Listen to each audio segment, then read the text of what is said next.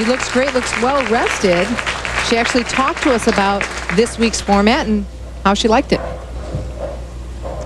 There are some good and bad points to this week. Obviously losing a day in bowling on Friday, the television show, and having to get in the car and drive all night to be in Detroit. That was a downfall. But it was kind of good yesterday in the fact that we bowled at 2 p.m. this last round of match play. We got to sleep in a little bit, and I'm always all for sleep. So it made for a good day yesterday. She told us she takes 2-hour naps every day, and it's helped her this year to stay more refreshed. Hasn't helped her get that 10-pin out, though.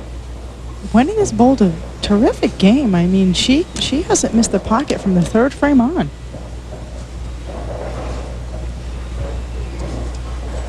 You could see that the ball's pushing a little bit. The bowling ball that Wendy's using is a polarized cover stock, has a tendency to get down the lane a little bit longer than what Carolyn's using. Carolyn's ball is rolling a little bit earlier, arcing to the pocket. Wendy's ball is getting down the lane a little longer and not giving her the pop, possibly, to kick out that 10-pin, Jan. It's coming a little bit behind the head pin.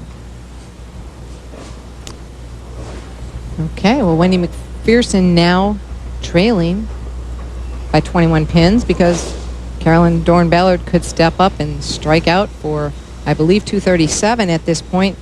Now, this is very important to Carolyn, but she wanted us to reference this is not all that's going on in her life, and we want to extend our sympathies to her family. Her Aunt Bert, that we've been referencing the last few weeks, did pass away, and Carolyn's going to make a donation to the Susan G. Komen Breast Cancer Fund on her behalf. So, while this is very important, you need to put things in perspective once in a while.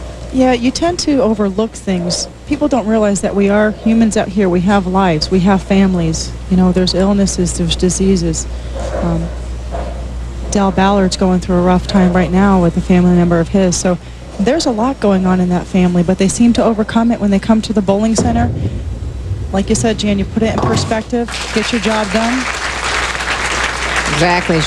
She just got the job done there, but she was on her toes trying to make that spare ball hook. I think she was pretty worried when she threw that. Not too many high scores this week. Look at that, only 279. That's low. Low for this bowling center. We've seen a lot of that on the sport condition, though. Brenda Norman, our scorekeeper. Too big 279. All right, Brenda.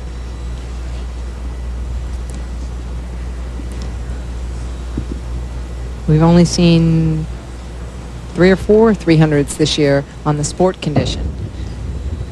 Carolyn Dorin-Ballard, 9th frame, huge setup shot for her.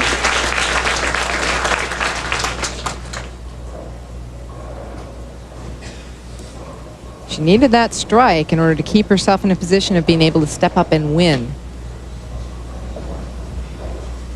She made a big jump on lane 17, throwing the ball right into the track, and it just seems like it's just sucking right to the pocket.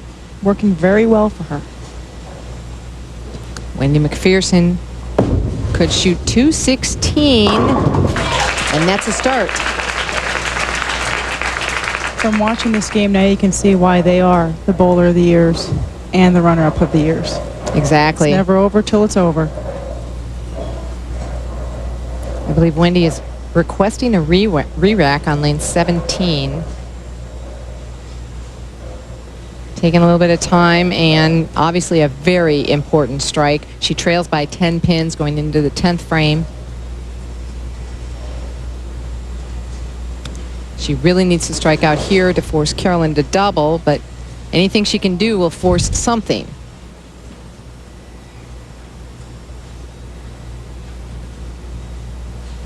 Carolyn looking down. She's really worked hard on that, not paying attention to what else is going on. That's sometimes a difficult thing to do. And I mentioned that earlier in the show, that was her weakness, her lack of focus, which has been mostly her strength to get her here.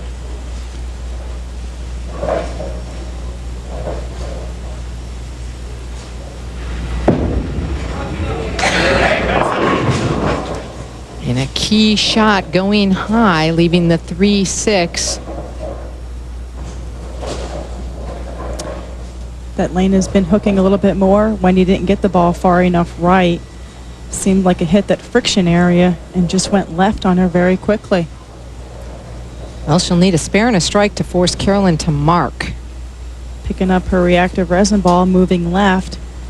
Finding the oil on the left side of the lane, going cross alley. She seems to have found the secret to sparing that up. Well, she definitely wants to fill this up with all 10 pins. Can make a big difference in whether Carolyn Dorin-Ballard needs a mark or not.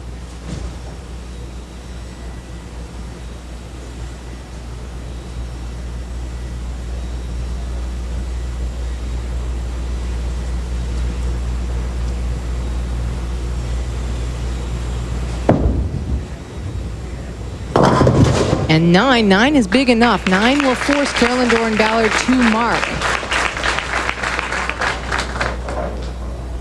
If that 10 pin would have stood, Carolyn would not have needed a mark. They could have tied. But right now, Carolyn Dorin-Ballard must mark to win 3 consecutive titles, tie a record, and have 5 titles in just 9 weeks.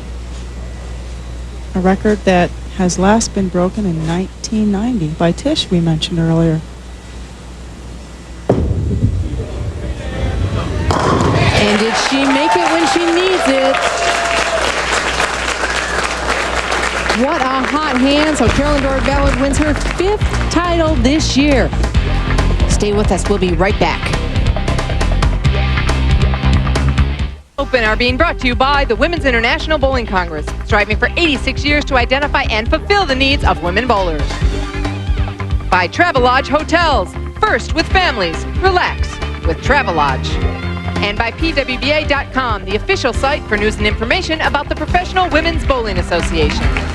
There is your champion of the Southern Virginia Open, Carolyn Dorin-Ballard. Final score, 226 to 195. Linda Frazier, the manager, is on hand with the trophy, and Robin and Chico Valenzuela, co-owners of Country Club Lanes, present the check. Tune in again next Monday for the finals of the Sport Bowling Challenge from a new location, Shore Lanes in St. Clair Shores, Michigan. Once again, 9 p.m. Eastern on ESPN2.